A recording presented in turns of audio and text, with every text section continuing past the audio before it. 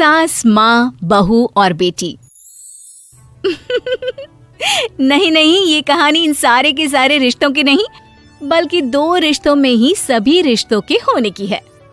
अरे बहू, मेरे और तेरे ससुर जी की रोटी मत बनाना, मैं बना लूंगी, दिन तक ठंडी हो जाती है। बहू जो कि एक वर्किंग लेडी थी। नहीं नहीं माँ जी, मैं अच्छे से कपड़े में लपेट देती हूँ ना, आप क्यों मेहनत करेंगी, माइक्रोवेव में गर्म कर लेना। अरे नहीं बहू, मेहनत मत कर, वैसे भी ऑफिस में कम मेहनत होती है क्या, जा रहने दे।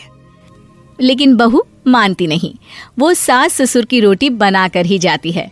दोपहर में खाने के वक्त ससुर जी कहते हैं, अरे बहू को रोटी बनाने के लिए क्यों मना कर दिया, क्या हो गया, ठंडा ही तो खाते आए हम लोग हमेशा से। अरे वो क्या है ना, सुबह ऑफिस जाती है, घर का सारा काम करने में वक्त लग जाता है, अरे थकती है वो अलग, तो मैंने सोचा बहाने से ही थोड़ा कम काम करवाऊं। ससुर मुस्कुरा रहे होते हैं, यह तो अच्छा है, बहू को समझना जरूरी है। वक्त बीत रहा था, घर में सब खुश थे कि एक दिन, माँ जी आप शाम को थोड़ा टहलने निकला करें, घर पर रह रहकर हड्डियां जाम होती है, पापा को भी ले जाया करिए, मैं वक्त पर तो आ जाती हूँ। बहू ठीक 5 बजे ऑफिस से घर आ जाती है, फिर चाय नाश्ता बनाकर सास ससुर के साथ बैठती, उन लोगों को सारा दिन का हाल बताती। रात को पति घर आता है, क्या बात है बेटा, ऑफिस से आकर कभी हम लोगों के साथ भी बैठा कर। अरे माँ, दिन रात काम करके मन ही नहीं करता, अगले दिन की फिर तैयारी होती है, आप और पापा ही कमरे में आ जाओ। इससे अच्छी तो बहू है, कितना भी थकी रहे, घर आकर हम लोगों के लिए चाय नाश्ता बनाना, फिर बातें करना, बहू ना होती तो हम बुढ़ा बुढ़िया तो बैठे ही रह जाते।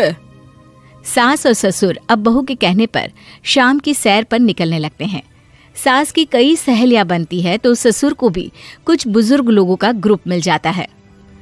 कैसा रहा सहेलियों के साथ शाम का वक्त, हम लोगों ने तो भाई खूब योगा किया। अरे हम लोगों को गप्पों से फुर्सत ही नहीं होती। वैसे मिसेस मल्होत्रा आज बहू के बारे में कुछ बोल रही थी। तभी वहां ऑफिस से बहू आ जाती है जो जींस और टॉप में होती है। क्या बात है माँ, क्या कह रही थी आपकी सहेली आपकी बहू के लिए? सास इस बार बहू को कुछ अलग तरीके से देखती है और उल्टा सवाल ही दाग देती है। क्या कह रही थी वो हटा, ये बता, तेरे ऑफिस में तो मर्द भी काम करते होंगे ना? बहू जो अब तक मजाक कर रही थी वो सीरियस हो जाती है।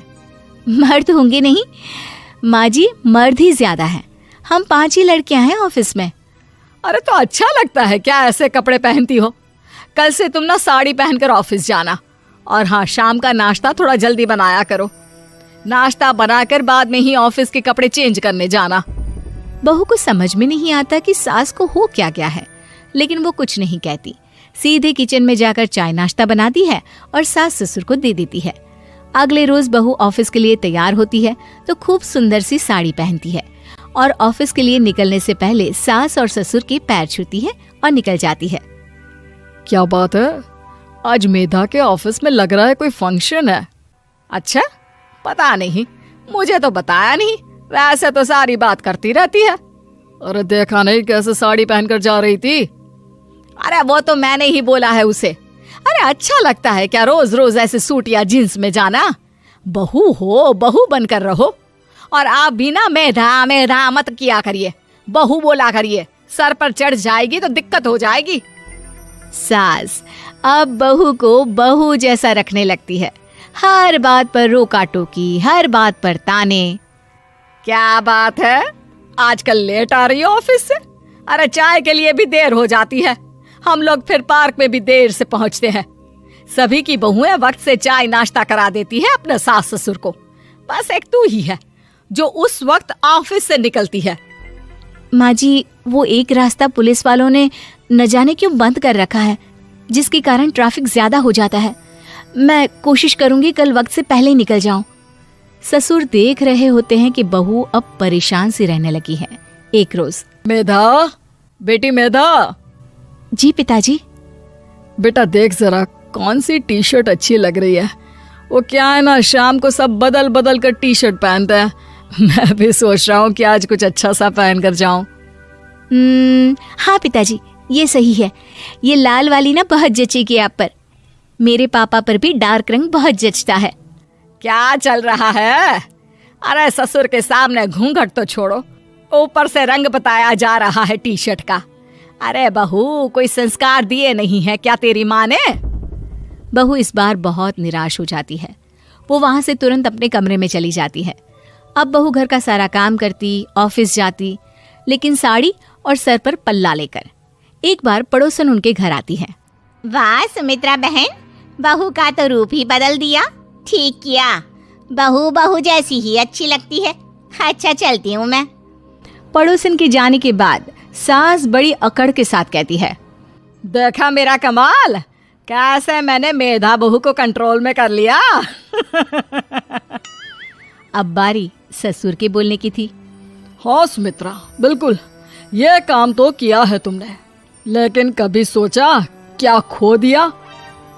क्या खो दिया? मैंने तो कुछ नहीं खोया जी। खोया है, पहले बहू जब ऑफिस जाती तुम्हारे पैर छूकर तुम्हें गले लगाती, लेकिन अब सिर्फ पैर छूती है। हाँ जी, ये बात तो आप ठीक बोल रहे हैं। पहले घंटों हम लोगों से बात करती, कमरे में ना जाती, ऑफिस से आते ही खुद की चाय, खाना, नाश्ता सब हम लोगों के साथ करती, सारी बात बताती। लेकिन क्या तुम्हें पता है, बहू की तबीयत खराब चल रही है, वो माँ बनने वाली है। ये बात मुझे बेटे ने बताई कि तुम्हें बता दूं। अब सास की आंख में आंसू थे। वो समझ गई थी कि लोगों के कहने में आकर उसने क्या खो दिया। शाम को बहू घर आती है तो माँ किचन में पकोड़े तल रही होती है। अरे माँ जी, आप रहने दीजिए ना, मैं आ तो रही थी। अरे नहीं, जा तू चेंज कर ले, मैं नाश्ता और चाय टेबल पर ही लगा रही हूँ मेधा।